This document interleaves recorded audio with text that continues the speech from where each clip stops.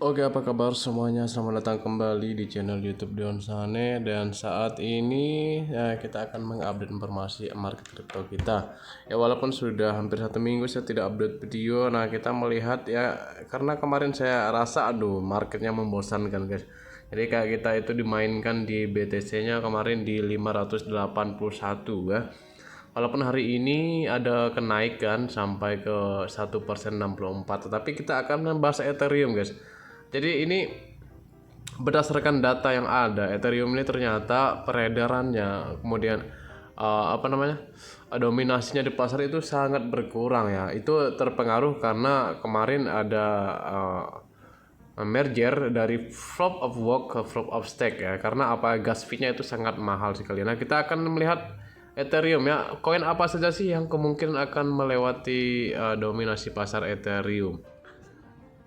Nah, kalau kita melihat market cap-nya di coin market cap ya, ini kita Bitcoin juga sedang sideways sebetulnya di bawah 600 juta.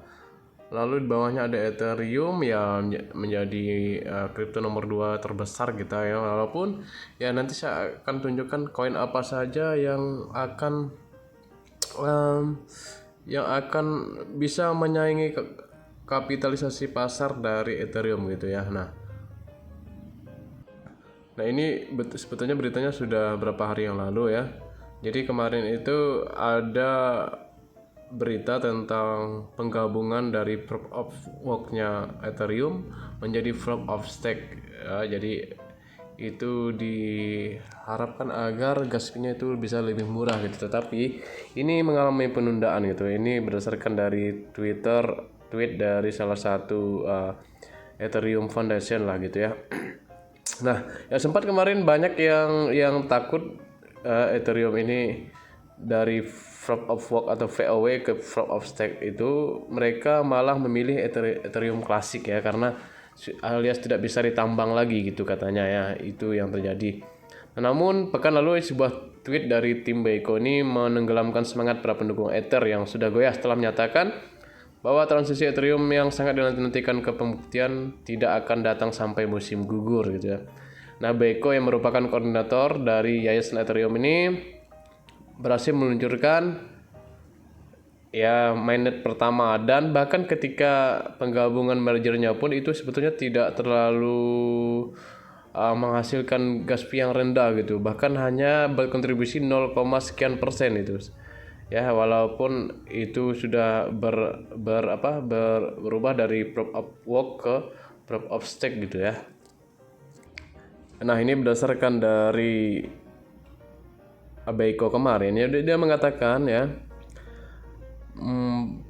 bahwa penggabungan itu dapat meningkatkan throughput Ethereum sebesar 9%. Ini hanya akan menghasilkan pengurangan biaya gas sedikit saja. Nah, namun dia mencatat bahwa ketika mereka sedang mengerjakan proyek Frotem, menangani biaya gas yang tinggi sebelum penggabungan, mereka akan meluncurkan infrastruktur sharding penuh pasca penggabungan untuk menangani masalah biaya ini. Nah, ya kalau dilihat Ethereum ini memang bermasalah dengan gas fee-nya gitu. Bahkan konon katanya mereka itu akan disusul oleh koin-koin seperti Cardano, Solana, dan Avalanche yang merupakan sama-sama jaringan layer 1 yang diperkirakan dengan cepat akan mengejar kapitalisasi pasar Ethereum menurut pakar kripto terkenal Lord Dorfish. Nah, maka dari itu ya, misalnya Cardano ya, kalau Cardano itu sudah banyak ya. Cardano ini sudah dipenuhi dengan aktivitas pengembang karena basis penggunaannya terus berkembang gitu. Makanya dia itu biasanya disebut Ethereum killer. Nah, buat kalian yang pegang Ethereum nih, lihat ya, kalau kemarin Ethereum itu dominasi pasarnya itu 22,36% di Desember 2021. Sekarang itu tinggal 19% ya, tinggal 19%. Nah, ini menyatakan bahwa ya koin seperti Ethereum pun itu tidak pernah lekang. Tidak pernah bisa bertahan dengan keadaan seperti Cardano, Solana, Avax, Matic, dan sebagainya. Tapi ini ya sekali lagi bukan penasihat keuangan, ini adalah pendapat pribadi saya. Jadi memang untuk Solana, Avax ya, Matic itu kan sudah mahal. Nah, yang masih murah itu Cardano sebetulnya. Walaupun ya Cardano harganya masih segitu-gitu saja. Tetapi buat yang kalian pegang Ethereum ya hati-hati saja, karena Ethereum ini semakin hari dominasi pasarnya semakin berkurang, bahkan hanya 19% kita cek di CoinMarketCap ya. Nah kalau di sini di metrik globalnya dominasi BTC itu turun dari 41 kemarin ini ya, kalian lihat ini di dominasi ETH ini sisa 19%an guys ya. Jadi sisanya ya berarti kan ini ada 60% penggabungan dari dua ini, berarti 40%-nya ke altcoin. Tapi kalau ETH kemarin, Ethereum kemarin itu masih di angka 22% dominasinya. Saat ini sisa 19% saja. Ini menyatakan bahwa sebetulnya dominasi Ethereum ini akan makin hari semakin menurun. Makanya hati-hati buat kalian yang pegang Ethereum, jangan sampai kalian terlena dengan ini banyak digunakan, tetapi berhati-hati saja ya gitu. Makanya ketika naik nanti ya, apalagi dia ini sempat ke 60 jutaan, ke 70 jutaan ya, dan saat ini sudah hampir 50% gitu ya turunnya di 44 juta ya. Walaupun biasanya akan naik tuh cepat sekali untuk Ethereum, tetapi ya inilah dia.